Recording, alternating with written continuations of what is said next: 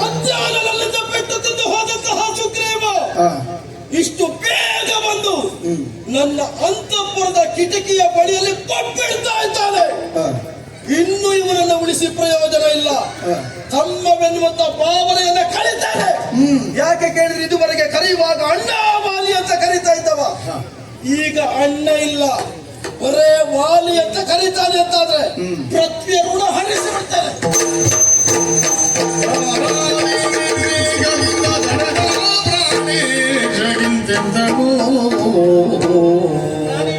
ಪಾದಾರವಿಂದಗಳಿಗೆ ಪ್ರಣಾಮ. ಸ್ವಲ್ಪ ಒಳಗಿರು, ಈಗ ಹೊರಟು ಬರ್ತಾನೆ. ಈಗ ಒಳಗೆ ಹೋದ್ರೆ ಮತ್ತೆ ಬರುವುದಕ್ಕೆ ಅವಕಾಶ ಇಲ್ಲ ಅಂತಲೇ ಈಗ ಬಂದದ್ದು ನಾನು. ಅಂದ್ರೆ ನನ್ನ ಮಾತಿನ ಅರ್ಥ ಮಾತನಾಡುವುದಕ್ಕೆ ಸ್ವಲ್ಪ ಅವಕಾಶ ಬೇಕು. ಈ ಕ್ಷಣ ಇದು ನೀತಿಯಲ್ಲ. ನೀತಿಯಲ್ಲ ಹೋಗುವುದೆಂದು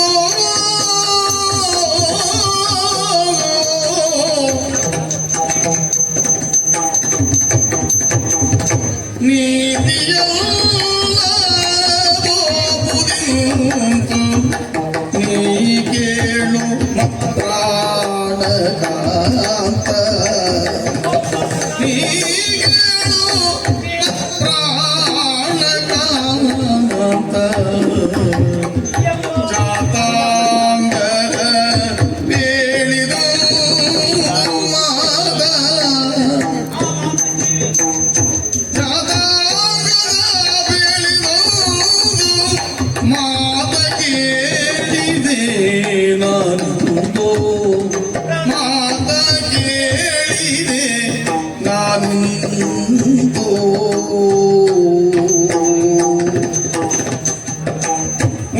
ಮುಂಡರೀಕರೀತನ ಆಕಾಂಡದ ಸುಗ್ರೀವನು, ಮುಂಡರೀಕರೀತನ ಆಕಾಂಡದ ಸುಗ್ರೀವನು ಕಂಡು ತಮ್ಮೊಡಂತರಂಗಗೊಂಡೆ ಕಾಂತದೇ, ಕಂಡು ತಮ್ಮೊಡಂತರಂಗಗೊಂಡೆ ಕಾಂತದಿಗೆ. ನೀತಿಯಲ್ಲ ಹೋಗುವುದಿಂತು ನೀ ಕೇಳುವ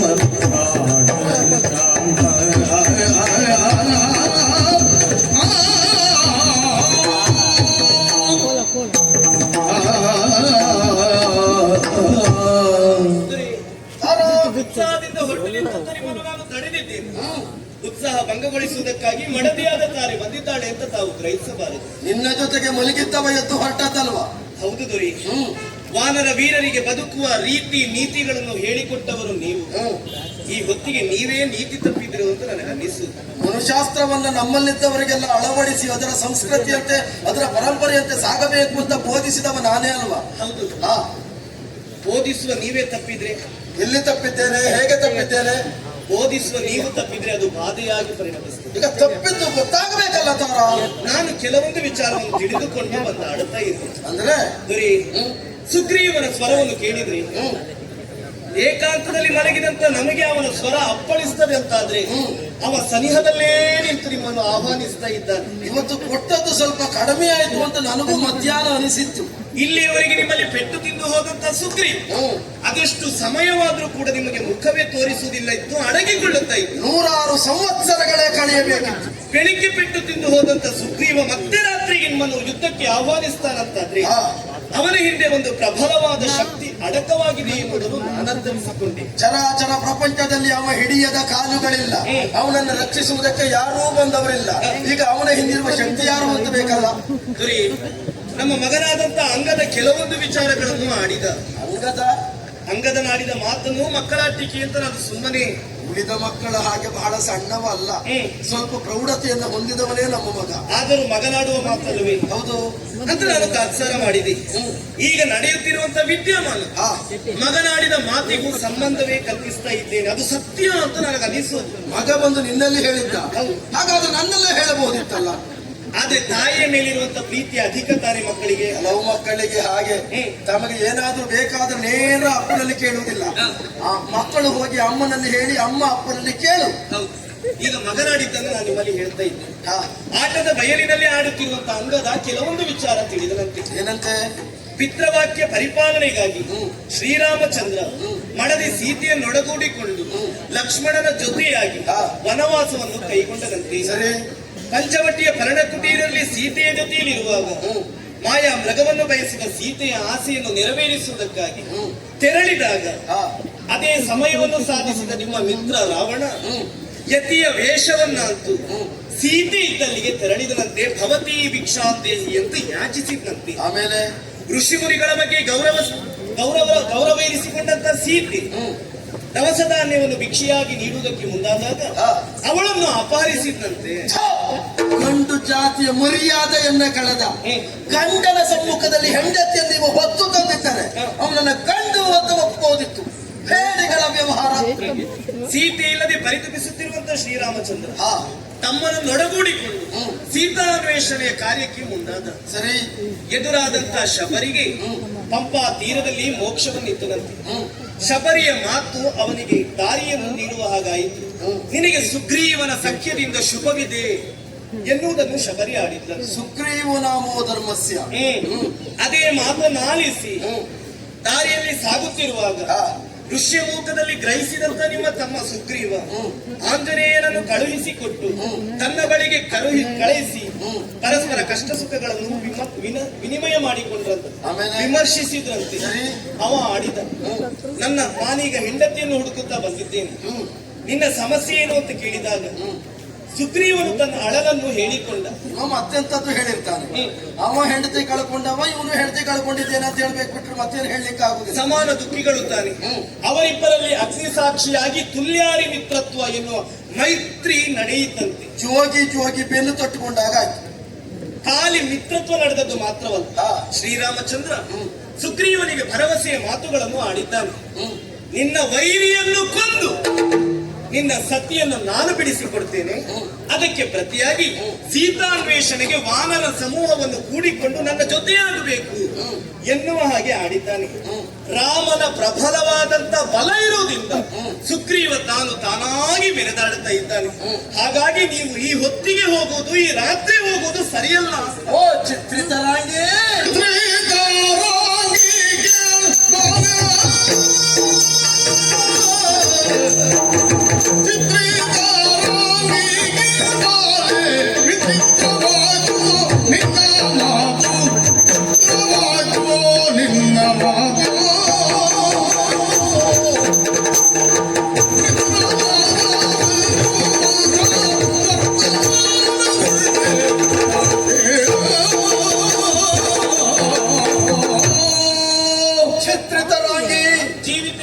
ಚಿತ್ರಕಾರನೊಬ್ಬ ಸುಂದರವಾದಂತಹ ಚಿತ್ರವನ್ನು ಬಿಡಿಸಿದ್ರೆ ಅದರಲ್ಲಿ ಲೋಪದೋಷಗಳೆಲ್ಲ ಕಾಣುವುದಕ್ಕೆ ಸಾಧ್ಯ ಇಲ್ಲ. ಲೋಕದಲ್ಲಿ ವಿಶಿಷ್ಟವಾದ ವಿಶೇಷವಾದಂತಹ ಚಿತ್ರಕಾರನ ಯಾರು ಕೇಳಿದ್ರೆ ಅದು ಸೃಷ್ಟಿಕರ್ತನಾದಂತಹ ಬ್ರಹ್ಮದೇವ. ಸಂಬಂಧದಲ್ಲಿ ನಮ್ಮ ಅಜ್ಜನ ಸ್ಥಾನದಲ್ಲಿದ್ದವ, ಅವರ ಸೃಷ್ಟಿಗೆ ಒಳಪಟ್ಟಂತಹ ಚಿತ್ರಿತರಾಗಿ ನೀನು ನಿನ್ನ ದೇಹದ ಒಂದೊಂದು ಅವಯವಗಳಲ್ಲಿಯೂ ಅಂಗಾಂಗಗಳಲ್ಲಿಯೂ ಸೌಂದರ್ಯವನ್ನ ಕಂಡು ಆರೋಪಿಸುವವರು ನಾವು. ಹಾಗಾಗಿ ಚಿತ್ರಿತರಾಗಿ ಅಂತ ಹೇಳಿದ್ದು. ಈ ಚಿತ್ರ ನೋಡುಗರ ಮನಸ್ಸಿಗೆ ತಂಪನ್ನು ನೀಡುತ್ತದೆ ಅಂತಾದ್ರೆ ಈ ಚೌಕಟ್ಟಿನೊಳಗಿರುವುದಕ್ಕೆ ತಾನೇ. ಖಂಡಿತ ಹೌದು. ಹಾಗಾಗಿ ಚಿತ್ರ ಚೌಕಟ್ಟು ಬೇರೆಯಾಗುವುದು ಬೇಡ ಅಂತಾನೆ ತಡೆದದ್ದೀವಿ. ತಾರಾ, ನಿನ್ನ ಮಾತು ಕೇಳಿದ್ರೆ ನನಗೆ ಆಶ್ಚರ್ಯ ಆಗ್ತದೆ. ಏನು? ಗಂಡನ ಬಲ ಉಳಿದವರಿಗೆ ಯಾರಿಗೆ ಗೊತ್ತಿಲ್ಲದೆ ಇದ್ರು ಹೆಂಡತಿಯಾದವಳಿಗೆ ಗೊತ್ತಿರ್ತದೆ. ನನ್ನ ಗಂಡನೆಂದರೇನು, ಗಂಡನ ಯೋಗ್ಯತೆ ಏನು, ಗಂಡನ ಅರ್ಹತೆ ಏನು ಎನ್ನುವುದನ್ನು ಸ್ಪಷ್ಟವಾಗಿ ಅರಿತು ವ್ಯವಹರಿಸುವಂತ ವ್ಯವಧಾನವನ್ನು ಹೊಂದಿದವಳು ನೀನು. ಹಾಗಾಗಿ ವಾಲಿಯ ಬಲವೆಷ್ಟು, ವಾಲಿಯ ಯೋಗ್ಯತೆ ಎಷ್ಟು ಎನ್ನುವುದನ್ನ ಅರಿಯದೇ ಇದ್ದವಳೇನು ನೀನಲ್ಲ. ಹಾಗಾದ್ರೆ ರಾಮನೆಂಬುವ ವ್ಯಕ್ತಿ ಇಲ್ಲಿವರೆಗೆ ಬಂದದ್ದರಿಂದ ಸುಗ್ರೀವನಿಗೂ ಅವನಿಗೂ ಸತ್ಯವಾದದ್ದರಿಂದ ನನಗೆ ಅವನಿಂದ ತೊಂದರೆ ಆಗ್ತದೆ ಎನ್ನುವುದನ್ನು ಬಾಲ ಅಂಗದನ ಮಾತನ್ನ ಕೇಳಿ ನೀನು ಭಯ ಪಡ್ತಾ ಇದ್ದೀಯ. ನಿನ್ನ ಭಯವನ್ನು ಕಂಡು ನಾನು ಆಶ್ಚರ್ಯ ಪಡ್ತಾ ಇದ್ದೇನೆ. ಈಗ ರಾಮ ಬಂದ ವಿಚಾರ ನನ್ನ ಅವಗಾಹನಕ್ಕೆ ಬರದೇ ಇದ್ದದ್ದೇನಲ್ಲ. ರಾಮ ಋಷ್ಯಮುಖಕ್ಕೆ ಬಂದು ದಿನ ಎಷ್ಟಾಯ್ತು? ತಿಂಗಳು ಕಳೆಯಿತು. ಈಗ ಇಲ್ಲಿಯವರೆಗೆ ಸುಗ್ರೀವನಿಗೂ ನನಗೂ ಹೋರಾಟ ಆಗಲಿಲ್ಲ. ಒಂದು ತಿಂಗಳಾದ್ರೂ ಇವತ್ತು ಮಧ್ಯಾಹ್ನಕ್ಕೆ ನನಗೂ ಅವನಿಗೂ ಹೋರಾಟ ಆಗುತ್ತೆ. ಹೋರಾಟದಲ್ಲಿ ಪೆಟ್ಟು ತಿಂದು ಹೋಗಿದ್ದಾನೆ. ಹಾಗಾದ್ರೆ ಇವತ್ತಿನ ಮಧ್ಯಾಹ್ನ ಹೋರಾಟ ಆಗುವಾಗ ರಾಮನಿಗೂ ಅವನಿಗೂ ಸತ್ಯ ಆಗ್ಲಿಲ್ವಾ? ಆಗಿದೆ. ಆಗಿದೆ. ಆದ್ರೆ ಸುಗ್ರೀವ ಗೆದ್ದಿದ್ದಾನ? ಇಲ್ಲ. ಸುಗ್ರೀವ ನನಗೆ ಹೊಡೆದಿದ್ದಾನ? ಇಲ್ಲ. ಇವತ್ತು ನಾನೇ ಸುಗ್ರೀವನಿಗೆ ಹೊಡೆದದ್ದು. ಇವತ್ತು ಸುಗ್ರೀವನೇ ಪೆಟ್ಟು ತಿಂದದ್ದು. ಅದು ಸರಿ. ಪೆಟ್ಟು ತಿಂದು ಹೋದರೂ ಕೂಡ ಮತ್ತೆ ರಾತ್ರಿ ಯುದ್ಧಕ್ಕೆ ಆಹ್ವಾನಿಸ್ತಾನಂತಾದ್ರೆ ಮೊದಲು ಹಿಂದೆ ಹೀಗೆ ಆಹ್ವಾನಿಸಿದ್ದುಂಟೆ? ಅಲ್ಲ, ಮೊದಲು ನಾನು ಇಷ್ಟು ಕಡಿಮೆ ಕೊಡ್ಲಿಲ್ಲ ಎನ್ನುವುದೇ ಇದ್ರ ಅರ್ಥ. ಹಾಗಲ್ಲ, ಇನ್ನು ಕೊಡ್ಲಿಕ್ಕೂ ಅವರು ಸಿದ್ಧನಾಗಿ ಬಂದಿರಬಹುದು, ಹಾಗೂ ತಿಳಿದುಕೊಳ್ಳಬಹುದಲ್ಲ. ಎಲ್ಲವನ್ನು ರಣಾತ್ಮಕವಾಗಿಯೇ ನಾವು ಯೋಚಿಸುವುದು ಕೂಡದು. ಸುದೀರ್ಘವಾದ ವ್ಯಕ್ತಿಯ ಜೀವನದಲ್ಲಿ ಅವನ ಪೂರ್ವದಲ್ಲಿ ಹೇಗೆ ನಡೆದುಕೊಂಡಿದ್ದಾನೆ ಎಂಬುದರಿಂದ ಅವನ ಭವಿಷ್ಯ ಹೀಗೆ ಅಂತ ತೀರ್ಮಾನಿಸುವುದಕ್ಕೆ ಸಾಧ್ಯ ಉಂಟು. ಇಷ್ಟು ವರ್ಷದಲ್ಲಿ ಕೋಟಿ ಕೋಟಿ ವರ್ಷಗಳ ಕಾಲ ಸುಗ್ರೀವನಿಗೆ ನನ್ನನ್ನು ಏನೂ ಮಾಡುವುದಕ್ಕಾಗದೇ ಇದ್ದಂತ ಸಂದರ್ಭ ರಾಮನ ಸಖ್ಯದಿಂದ ಮಾಡುವುದಕ್ಕಾಗ್ತದೆ ಎನ್ನುವ ವಿಶ್ವಾಸ ಬರುವುದಿಲ್ಲ. ರಾಮನ ಸಖ್ಯವಾದ ಮೇಲೆ ಅವನ ನನ್ನೊಂದಿಗೆ ಹೋರಾಟಕ್ಕಾಗಿ ಬಂದದ್ದು. ಹೋರಾಟದಲ್ಲಿ ಅವನಿಗೆ ಗೆಲುವು ಸಿಗಲು ಸಾಧ್ಯವಿಲ್ಲ. ಮೊದಲು ಬೆರಳೆಣಿಕೆಯಷ್ಟೇ ಕಪಿವೀರರನ್ನು ಕೂಡಿಕೊಂಡಿರುವವ ಸುಗ್ರೀವ. ಈಗ ಹಾಗಲ್ಲ, ಲಕ್ಷೋಪಲಕ್ಷ ವಾನರ ವೀರರನ್ನು ಕೂಡಿಕೊಂಡಿದ್ದಾನಲ್ಲ, ಅದೆಲ್ಲ ಹೇಗೆ ಸಾಧ್ಯವಾಯಿತು? ಸುಗ್ರೀವನ ವಿರುದ್ಧ ಸ್ವರ ಎತ್ತಿದವರನ್ನಲ್ಲಿ ಇನ್ನು ಸೆರೆಯಲ್ಲೇ ಇಟ್ಟಿದ್ದೇನೆ. ಮತ್ತೊಬ್ಬರು ಉಳಿದವರು ಈ ಕ್ಷಣದವರೆಗೆ ಹೋಗಲಿಲ್ಲ. ಹೋಗುವ ಪ್ರಸಂಗ ಬಂದ್ರೆ 77 ಕೋಟಿ ಕಪಿನಾಯಕರನ್ನು ನಂಬಿ ವಾಲಿ ಇದುವರೆಗೆ ಜೀವನವನ್ನು ಮಾಡಿದ್ದಲ್ಲ. ಲೋಕಮುಖದಲ್ಲಿ ವಿಶಿಷ್ಟವಾದಂತಹ ಕಾರ್ಯವನ್ನು ಮಾಡುವಂತಹ ಸಂದರ್ಭದಲ್ಲಿ ಅಲ್ಲಿ 77 ಕೋಟಿ ಕಪಿನಾಯಕರು 18 ಅದ್ಭುತ ವಾನರು ಬರಲಿಲ್ಲ. 99 ಕೋಟಿ ಒಟ್ಟಾಗಿ ಮಾಡುತ್ತಿದ್ದಂತಹ ಭಕ್ತಿಮತನವನ್ನ ಏಕಾಂಗ ವೀರರಾದಂತಹ ನಾನೊಬ್ಬನೇ ಮತಿಸಿದ್ದರಿಂದ ಅದರಿಂದ ಬಹುಮಾನ ರೂಪದಲ್ಲಿ ಹುಟ್ಟಿ ಬಂದವಳು ನೀನಿದ್ದೀಯ.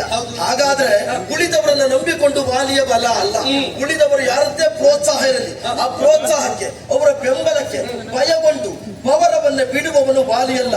ಹಾಗಾಗಿ ಚಿಂತೆ ಮಾಡಬೇಡ. ಬಂದ ಸುಗ್ರೀವನಿಗೆ ಶಾಶ್ವತವಾಗಿ ಇತಿಶ್ರೀ ಹಾಡಿ ನಾನು ಬರ್ತೇನೆ. ನಿಮ್ಮ ಕುರಿತಾಗಿ ಹೇಗೆ ನಿಮಗೆ ಆತ್ಮವಿಶ್ವಾಸ ಇದೆಯೋ, ನಿಮ್ಮ ಪರಾಕ್ರಮದ ಕುರಿತಾಗಿ ನಿಮಗೆ ನಂಬಿಕೆ ಇದೆಯೋ, ಅದೇ ನಂಬಿಕೆಯನ್ನು ಸುಗ್ರೀವನು ರಾಮನಲ್ಲಿ ವ್ಯಕ್ತಪಡಿಸಿದನಂತೆ. ಆಗ ರಾಮ ಮಾಡಿದ್ದೇನು ಗೊತ್ತೇ? ದುಂದುಬೆಯ ಕಾಯವ ಕಾಲಿಂದ ಚಿಮ್ಮಿ ಯೋಜನಕ್ಕೆ,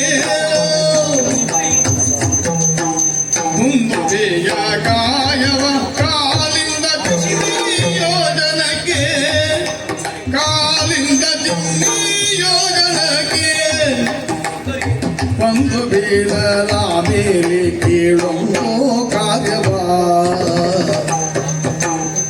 ಒಂದು ಬೀಳಲ ಮೇಲೆ ಕೇಳೊಂದು ಕಾರ್ಯವಾ,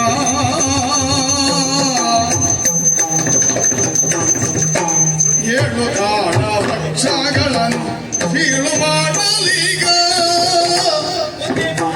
ಏಳು ಕಾಳ ವೃಕ್ಷಗಳನ್ನು ಸೀಳು ಮಾಡಲೀಗ, ನಿಮ್ಮ ಮೇಲೆ ಕೂಡಿ ಬಂದರಂತೆ ಕಾಳಗಕ್ಕೆಂದು,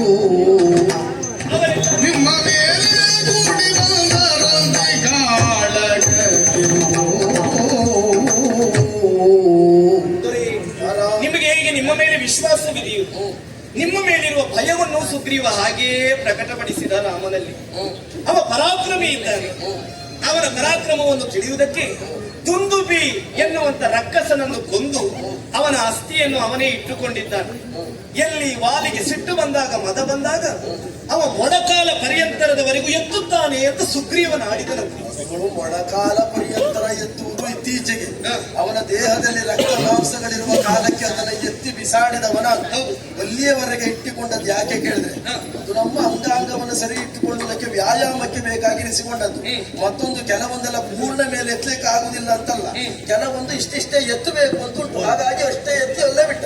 ಆದ್ರೆ ನೀವು ಮೊಣಕಾಲ ಪರ್ಯಂತರದವರೆಗೂ ಎತ್ತಿದ್ದು ಸತ್ಯ ತಾನೆ. ಹೌದು. ಇದನ್ನೇ ವಿಷಯ ಹೇಳಿದಾಗ ರಾಮ ತಡ ಮಾಡಲಿಲ್ಲ. ತನ್ನ ಎಡೆಗಾಲ ಹೆಬ್ಬೆರಳಿನಿಂದ ಎತ್ತಿ ಬಿಸದನಂತೆ. ಅದು ಯೋಜನಾಂತರದವರೆಗೂ ಹೋಗಿ ಬಿತ್ತಂತೆ. ಸುಗ್ರೀವ ಅಣ್ಣ ವಾಲಿವ ಹೋರಾಟಕ್ಕೆ ಅಂತ ಹೇಳುವಂತ ಸಂದರ್ಭದಲ್ಲಿ ಪರ್ವತವೇ ತಲೆಗುರುಳಿದ ಅನುಭವ ಆಯಿತು. ಯಾಕೆ ಅಂತ ನನಗೆ ಗೊತ್ತಾಗಲಿಲ್ಲ.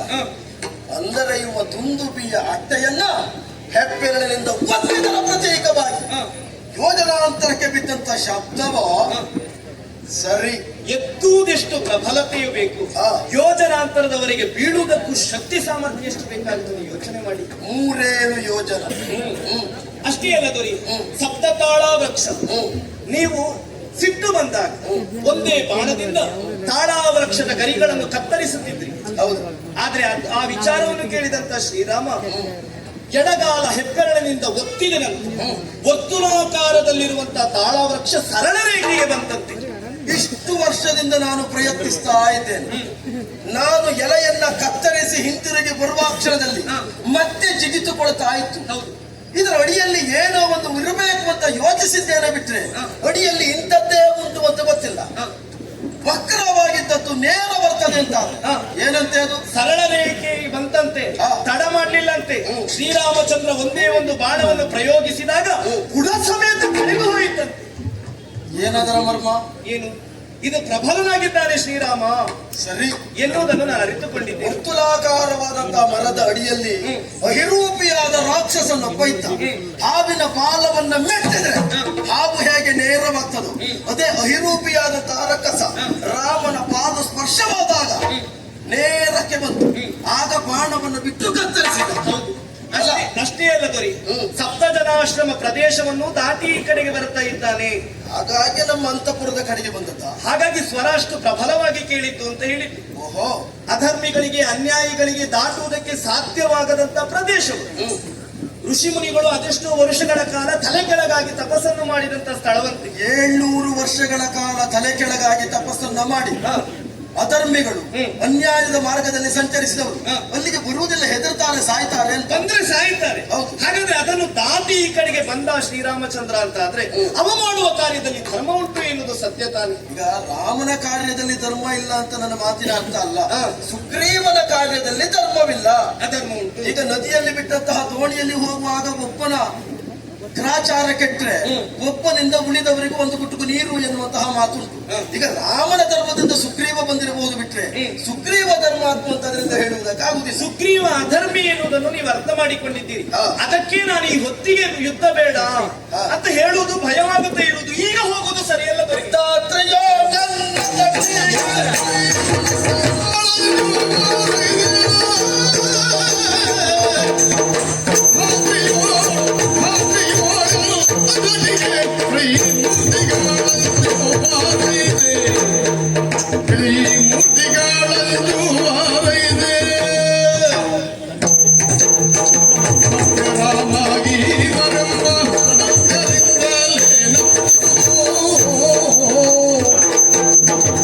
ಹಾಗಾದ್ರೆ ರಾಮನ ಬಲ ಹೆಚ್ಚು, ಜಾಗ್ರತೆ ಮಾಡಬೇಕು.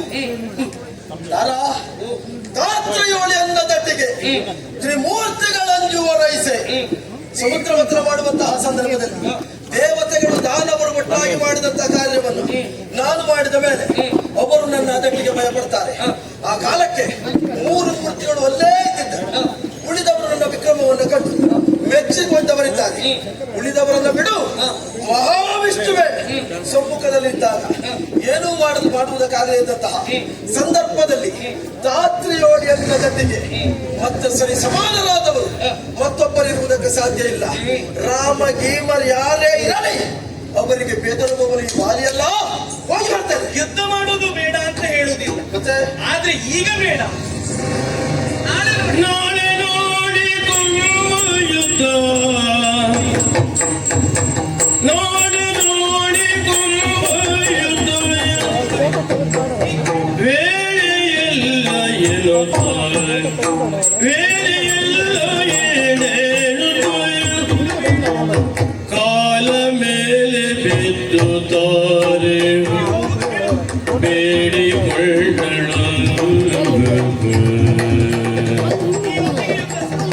ಕಾಲ ಮೇಲೆ ಬಿದ್ದುತ್ತಾರೆ ಬೇಡಿಕೊಳ್ಳಲು.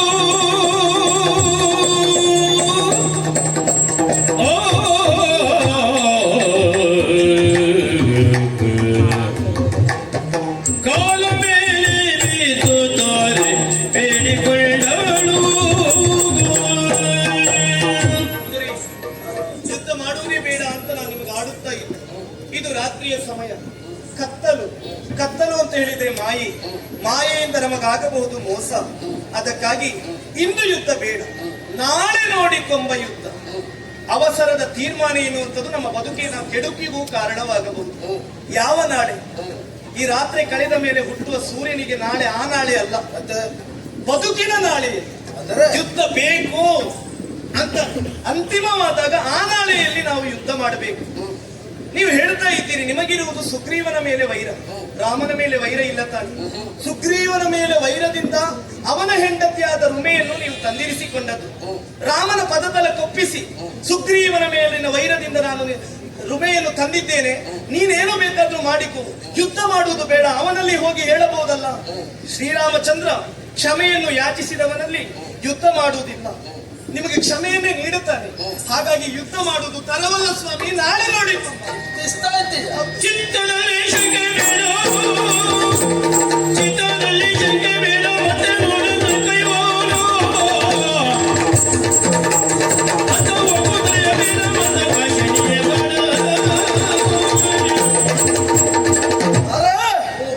ಭಾವವುಳ್ಳ ಭಾವನೆಯನ್ನ ಭಾಮಿನಿಯಾದಂತ ನೀನು ಪ್ರಕಟಿಸುವುದಕ್ಕೆ ಮುಂದಾಗ್ತಾ ಇದ್ದೀಯ. ನಿನ್ನ ಭಾವನೆ ತಪ್ಪು ಅಂತ ಹೇಳುವುದಿಲ್ಲ. ಜೀವನದಲ್ಲಿ ಒಮ್ಮೆ ನನ್ನಿಂದಾದಂತ ನಷ್ಟದಿಂದ ಕಷ್ಟವನ್ನು ಕೊಂಡವಳು ನೀವು. ಹಾಗಾದ್ರೆ ನಿನಗೆ ಭರವಸೆ ಬರಬೇಕು ಅಂತ ಈಗ ದುರಕ್ಕಾಗಿ ನಾನು ಹೋಗಲೇಬೇಕಾದದ್ದು ನನಗೆ ಅನಿವಾರ್ಯ. ಅವ ಕರೆದಾಗ ನಾನು ಹೋಗದೇ ಇದ್ರೆ ಅವನಿಗೆ ಅಂಜಿಕೊಂಡಾಗ ಆಗ್ತದೆ. ಅವ ಕರೆದಾಗ ಹೋಗಲೇಬೇಕಾದದ್ದು ನನಗೆ ಕರ್ತವ್ಯ. ಮತ್ತೆ ರಾಮ ಬಂದಿದ್ದಾನೆ. ರಾಮ ಸೂರ್ಯವಂಶದಲ್ಲಿ ಹುಟ್ಟಿಕೊಂಡವ, ಸುಗ್ರೀವ ಸೂರ್ಯನ ಮಗ. ಇವರಿಬ್ಬರು ಒಟ್ಟಾಗಿ ಬಂದದ್ದು ವಾಲಿಯನ್ನ ಕೊಲ್ಲುವುದಕ್ಕೆ ಅಂತ ಹೇಳಿದ್ರೆ ನಾನು ಒಪ್ಪುವುದಕ್ಕೆ ಸಾಧ್ಯ ಇಲ್ಲ. ಮತ್ತೆ ಸುಗ್ರೀವನಿಂದಲೋ ರಾಮನಿಂದಲೋ ಈ ವಾಲಿಗೆ ಸಾವು ಬರುವುದಕ್ಕೆ ಸಾಧ್ಯ ಇಲ್ಲ. ಸೂರ್ಯವಂಶದಲ್ಲಿ ಹುಟ್ಟಿಕೊಂಡಂತಹ ಶ್ರೀರಾಮಚಂದ್ರನೆನ್ನುವಂತಹ ಅಭಿದಾನವನ್ನು ಹೊತ್ತಂತಹ ವ್ಯಕ್ತಿ ಧರ್ಮ ಸೂಕ್ಷ್ಮವನ್ನು ಅರಿತು ವ್ಯವಹರಿಸುವಂತ ವ್ಯವಧಾನ ಅವನದ್ದು. ಈಗ ಅವನೊಬ್ಬ ಧರ್ಮವಂತನೇ ಅಂತಾದ್ರೆ ಅಣ್ಣ ತಮ್ಮಂದಿರನ್ನ ಇಬ್ಬರನ್ನು ನಿಲ್ಲಿಸಿ ಮಧ್ಯದಲ್ಲಿ ನ್ಯಾಯ ತೀರ್ಮಾನವನ್ನು ಮಾಡುವುದಕ್ಕೆ ಬರಬೇಕಿತ್ತು. ಹಾಗಾದ್ರೆ ಅವ ಬರಲಿಲ್ಲ ಅಂತಾದ್ರೆ ಒಂದು ನ್ಯಾಯ ತೀರ್ಮಾನವನ್ನು ಮಾಡಿ ಒಂದೋ ಶಿಕ್ಷೆ ಇಲ್ಲ ರಕ್ಷೆಯನ್ನ ನೀಡಬೇಕಾದದ್ದು ಅವನ ಕರ್ತವ್ಯ. ನಿನಗೆ ಒಂದು ಮಾತನ್ನು ಸ್ಪಷ್ಟವಾಗಿ ಹೇಳ್ತೇನೆ, ರಾಮನಾಗಲಿ ಸುಗ್ರೀವನಾಗಲಿ ವಾಲಿಗೆ ಏನನ್ನೂ ಮಾಡುವುದಕ್ಕೆ ಸಾಧ್ಯ ಇಲ್ಲ. ಯಾಕೆ ಕೇಳಿದ್ರೆ ಸಮುದ್ರ ಮಥನದ ಸಂದರ್ಭದಲ್ಲಿ ಶ್ರೀಮನ್ ನಾರಾಯಣನಿಗೆ ಮಾತನ್ನು ಕೊಟ್ಟವ ನಾನಿದ್ದೇನೆ. ನಾನು ಸಮುದ್ರವನ್ನು ವಚಿಸಿದ ಮೇಲೆ ನನ್ನ ವಿಕ್ರಮವನ್ನು ಕಂಡು ಸಂತೋಷಗೊಂಡು ನಿನಗೆ ಏನು ಬೇಕು ಅಂತ ಕೇಳಿದಾಗ ಆಗ ನಾನೇ ನಾರಾಯಣನಲ್ಲಿ ಆಡಿದಂತಹ ಮಾತು, ಕಾರ್ಯವನ್ನು ಮಾಡಿ ಪೂರೈಸಿದವ ನಾನು, ನಿನಗೇನು ಬೇಕು ನನ್ನಲ್ಲಿ ಬೇಡು ನಾನು ಕೊಡ್ತೇನೆ ಅಂತ. ಆಗ ನಿನ್ನ ಪ್ರಾಣವನ್ನು ಕೊಡು ಅಂತ ಹೇಳಿದ. ಹಿಂದೆ ಮುಂದೆ ಯೋಚಿಸಲಿಲ್ಲ, ತೆಗೆದುಕೋ ನನ್ನ ಪ್ರಾಣವನ್ನು ಅಂತ ಆಗ ಅವನಲ್ಲಿ ಹೇಳಿದ್ದೇನೆ. ನಿನ್ನ ಪ್ರಾಣ ಈಗ ಬೇಡ, ನಿನ್ನ ಪ್ರಾಣ ನನ್ನದ್ದಾಗಿ ನಿನ್ನಲ್ಲಿಯೇ ಇರಲಿ, ಸಮಯ ಬಂದಾಗ ನಾನು ಪಡೆಯುತ್ತೇನೆ. ಇದರಿಂದ ತಿಳಿಯಬೇಕಾದ ಸತ್ಯ ಏನು? ಹಿಂದಲ್ಲ ಮುಂದಾದು ವಾಲಿಯ ಪ್ರಾಣ ಹೋಗಬೇಕಾದದ್ದು ಸೇರಬೇಕಾದದ್ದು ಅಕುಂಠಿತವಾದ ವೈಕುಂಠದ ತ್ವರ ಎನಿಸಿಕೊಂಡಂತಹ ಕರ್ಮಕ್ಷೇತ್ರದಲ್ಲಿ ಕಾರ್ಯವನ್ನು ಮಾಡುವ ಕರ್ಮಾಧ್ಯಕ್ಷನಾದಂತಹ ನಾರಾಯಣನ ಪದತಳಕ್ಕಲ್ಲದೆ ಮತ್ತೊಬ್ಬರ ಪದತಳಕ್ಕೆ ವಾಲಿಯ ಕಂಠ ಬೀಳುವುದಿಲ್ಲ ಎನ್ನುವಂತಹ ಸತ್ಯವನ್ನ ಅರ್ಥವಿಸಿಕೊಳ್ಳಲೇಬೇಕು. ಹಾಗಂತ ಮಡದಿಯಾದ ನಿನ್ನ ಭಾವನೆಯನ್ನು ನಾನು ವಿರೋಧಿಸ್ತೇನೆ ಅಂತಲ್ಲ, ನಿನಗೆ ಭರವಸೆ ಬರುವುದಕ್ಕೆ ಬೇಕಾಗಿ ಇಂದ್ರನಿಂದ ದತ್ತವಾದಂತಹ ವಿಶೇಷವಾದಂತಹ ಮಾಲಿಕೆಯನ್ನ, ರಕ್ತಸ್ಫುರಿತ ಕಾಂಚನ ಮಾಲಿಕೆಯನ್ನ ಇದುವರೆಗೆ ಪ್ರಯೋಗ ಮಾಡಿಕೊಂಡು ಅಲ್ಲ ಧರಿಸಿಕೊಂಡು ಹೋರಾಟಕ್ಕಾಗಿ ಹೋದದಿಲ್ಲ. ನಿನ್ನ ಭರವಸೆಗೆ ಬೇಕಾಗಿ ಅದನ್ನ ಧರಿಸಿಕೊಂಡು ನಾನು ಹೋರಾಟಕ್ಕೆ ಹೋದ್ರೆ ಸುಗ್ರೀವ ಬರಲಿ, ರಾಮ ಬರಲಿ, ಕಡೆಯ ದಿಕ್ಕಿನ ಒಡೆಯ ಮೃಡ ಬರಲಿ, ಅವರಿಗೂ ನನ್ನನ್ನು ಜಯಿಸುವುದಕ್ಕೆ ಸಾಧ್ಯ ಇಲ್ಲ. ನಿನ್ನ ಕೈಯಾರೆ ರಕ್ತಸ್ಫುರಿತ ಕಾಂಚನ ಮಾಲೆಯನ್ನ ನನ್ನ ಕೊರಳಿಗೆ ತೊಡಿಸಿ, ಜೊತೆಗೆ ಪ್ರಾಣ ಹೋಗುವುದಿದ್ದರೆ ಅದು ನಾರಾಯಣ ನಡಿಗೆ ನಾನು ಮಾಡುವಂತ ದುರವನ್ನ ಕಾಣಬೇಕೆನ್ನುವಂತ ಹೆಂಬಯಕೆ ನಿಂತುವಂತಾದ್ರೆ ಮಗನಾದಂತ ಅಂಗದನನ್ನ ಕೂಡಿಕೊಂಡು ಕೋಟೆಯ ಮೇಲ್ಭಾಗದಲ್ಲಿ ನಿಂತು ಮಾಡುವ ದುರವನ್ನ ನೋಡಿಕೊ. ಬದುಕಿನಲ್ಲಿ ಗೆದ್ದೆ ಬರ್ತೇನೆ ಎನ್ನುವಂತ ವಿಶ್ವಾಸ ಉಂಟು. ಅದಲ್ಲ, ಬಂದವನಿಗೆ ಪ್ರಾಣ ಹೋಗುವುದು ಅಂತಾದ್ರೆ ಬಂದವನು ನಾರಾಯಣನೇ ಆಗಿರಬೇಕು. ನಾರಾಯಣನಿಂದ ಮತ್ತೊಬ್ಬರ ಬದುಕು ನಾರುವುದಕ್ಕೆ ಸಾಧ್ಯ ಇಲ್ಲ. ಅದು ನಾರದ ಬದುಕೇ ಆಗ್ತದೆ ಎನ್ನುವಂತ ವಿಶ್ವಾಸ ನನಗುಂಟು. ಹಾರವನ್ನು ತೆಗೆದುಕೊಂಡು ಬಾ, ನನಗೆ ತೊಡಸು, ಯೋಗ ಯಂತ್ರ ಮತ್ತೆ ಬಂದು ಕಾಣ್ತೇನೆ. ಶುಭವಾಗಲಿ, ಧರ್ಮ ಉಳಿಯಲಿ ಎಂದು ಆಶಿಸುತ್ತಾ ಮಂಗಳಾರತಿಯನ್ನು ಬೆಳಗ್ತೇನೆ.